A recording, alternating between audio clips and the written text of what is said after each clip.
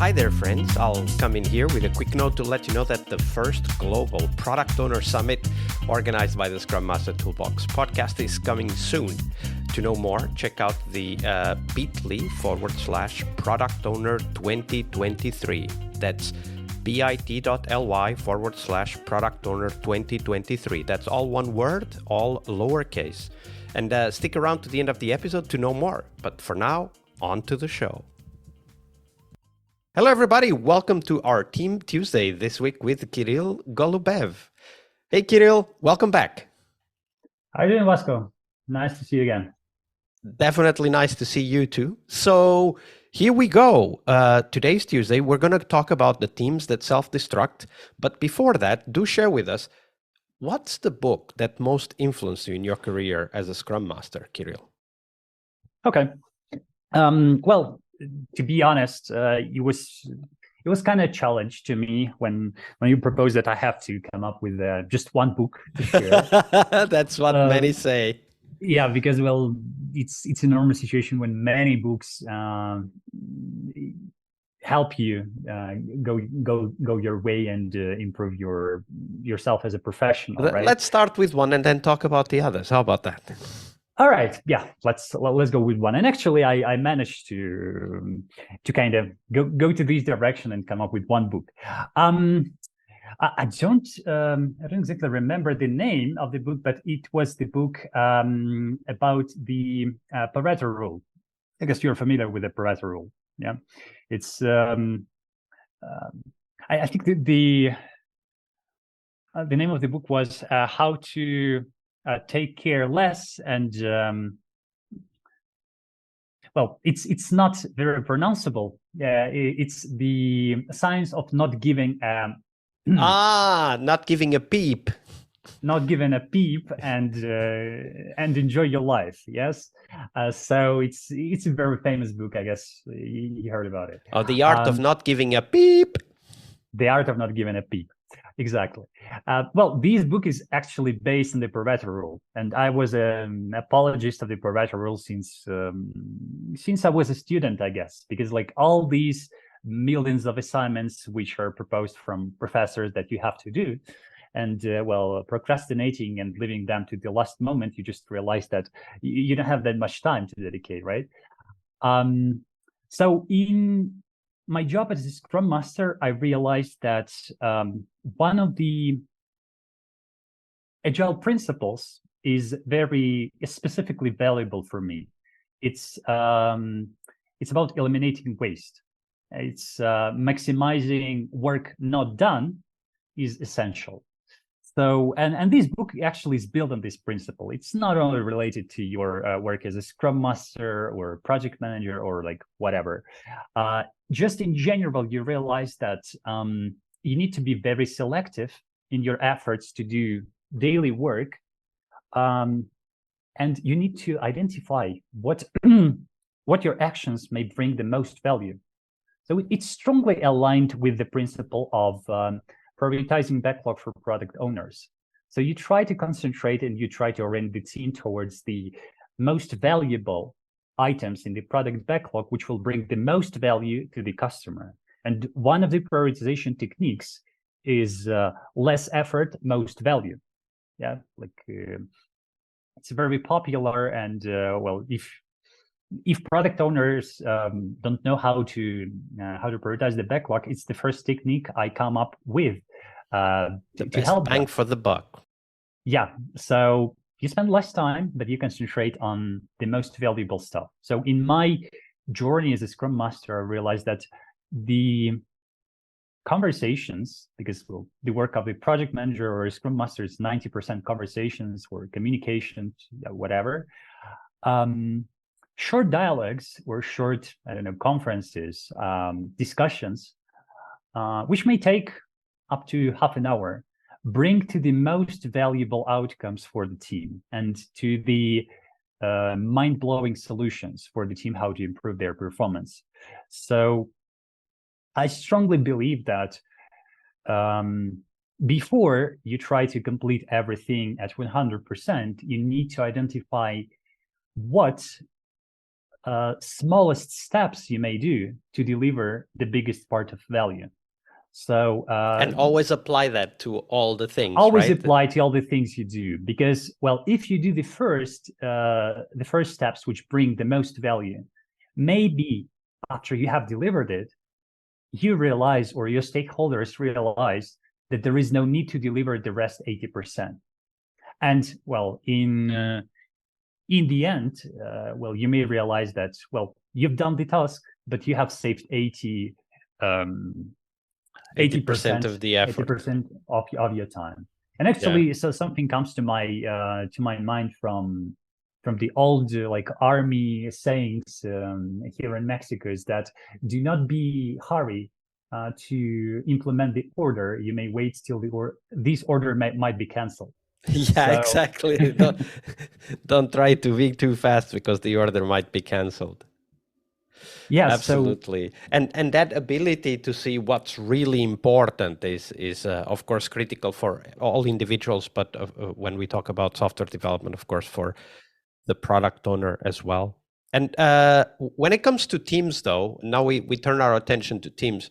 When it comes to teams, though, things can get really complicated really fast. Today's Tuesday, and we like to explore on Tuesdays these kind of behaviors or patterns that teams exhibit that over time lead to big problems. So tell us a story of one of those teams, Kirill, and walk us through the story step by step, how that, maybe initial very small hints eventually prove to be a very big problem for the team later on. Well, I have a sad story, which ended up by a developer leaving the team. Well, he was fired, but it started with a really slight conversations about what software or what framework we better use for building the front end. And we were in the retrospective, and this developer was just saying, okay, guys, I don't think that the decision you are doing and you're applying is the optimal one. But the team put itself like very protective, and they started kind of protecting their view. And very shortly, this kind of productive disagreement turned into personal conflict, and that was. How did that happen? Because was it right there in that meeting, or was it then over several days or even weeks? It was over several days. Yeah, well, it just appeared in the retrospective when this developer said, well, guys, you're doing the bullshit, and well, let's switch to another framework. But this guy was not, I would say, the top developer or the most performing one, right? So he was kind of lazy, and well, he had some valuable ideas, but in the most of time, he was like trying to avoid being perfectionist or like whatever it was. And well, there was a group of developers who had a solid like a team composition, and they were like together, they were supporting each other, and they were performing well. But in the end, he started challenging them on a daily basis. And well, it was kind of painful for them, and they started kind of firing back at him, finding some small errors, and showing that, well, his part of code is not as valuable as it might be. And in the end, it led to almost like a physical conflict. They were so aggressively up. So I think this day I was not in the office, but it was so high. So the tensions were so high that they almost like started to fight. So the lead front end developer and this new front end developer, they started realizing, oh, like there is no way you can do this, and well, there is only one way to resolve it. And well, it started really slight, and it went to that degree of misunderstanding. So I think the main problem for me as a Scrum Master was that at that time I was not too wise to foresee this conflict, because sometimes these things, they happen just in the smoking room, or they may discuss it among themselves, and they do not bring it to the team space. So they say, okay, it's our internal front end stuff, and we're going to discuss it internally. But well, in the end, it showed that they were unable to discuss it properly. When you look back, like they started with a comment in the retrospective, eventually led to a much bigger conflict and almost physical violence. When you look back at your own work in that particular team and what you think you could do differently, like what do you wish would be the moment when you had taken action? Like where would you like to go back to and act differently? Well, I think that the first ringing bell was in this retrospective, but the comment which I heard was like the others, because well, in the back end and in the team and the testers, it was always some kind of productive conflict. Yeah, they were raising some issues in the retrospective, and they were following it then.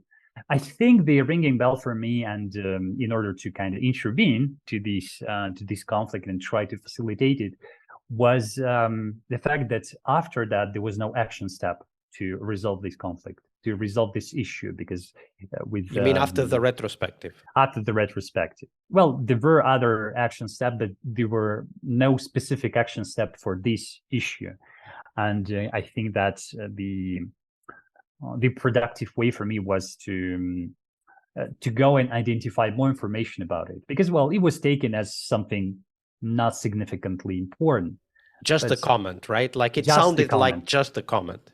Yeah, but well, I think if I would go back then in order to kind of fix the situation or kind of help them, is to realize that it might turn into something serious and and that's actually a great reminder for us as Scrum Masters that sometimes small conflicts can lead to much larger conflicts, and it serves us and it helps the team for us to say, hey guys, it sounds like this is something that needs to be resolved.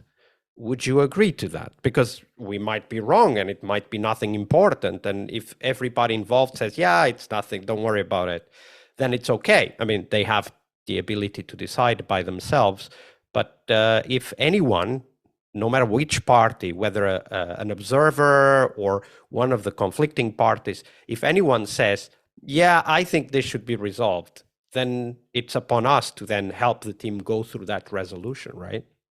Yeah, exactly. Because, well, if you see that everyone's showing this kind of behavior that, well, I don't give a P about this. Yeah, so it's a minor issue.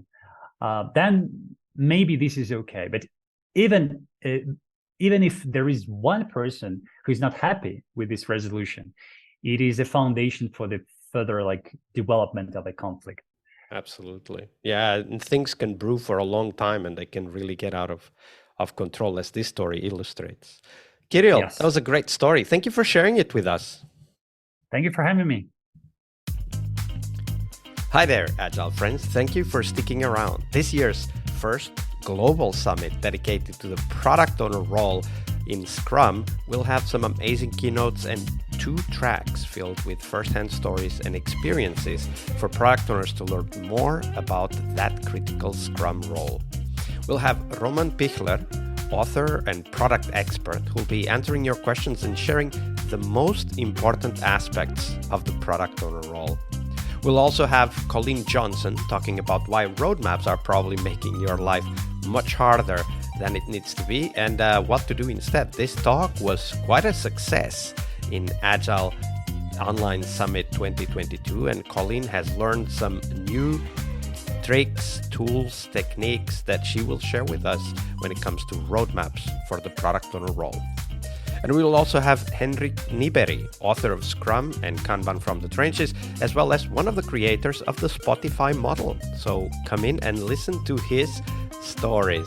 And we'll also have, of course, 2 tracks with many more sessions and even some live sessions. The 2 tracks will cover practices every product owner should know, where we'll be hosting conversations on topics that product owners need to be familiar with, like product backlog refinement, planning, and much more. The second track will be on metrics, measuring product and personal success as a product owner. As product owners, it's crucial to have a clear understanding of what are the metrics that drive success for us, and of course also for the products and businesses that we work with. And we need to continuously measure and optimize those metrics. So in this track, we'll be sharing what's working and what's not in the area of measuring success for product owners. We will also have the opportunity to network with our peers. It's a network event, of course, so get your tickets and join our Slack. Go to bit.ly/product owner 2023. That's all one word, all lowercase. As always, we will have free tickets and VIP tickets, which will give you long-term access to the content of this summit. So check them out at bit.ly/product owner 2023. All lowercase, all one word. I'll see you on the summit floor. Tuesday is Team Day here on the Scrum Master Toolbox podcast. But tomorrow we talk about something that goes beyond the work we do with the teams. We will talk about how to lead change and what our guests have learned from leading and participating in change programs during their career. See you tomorrow.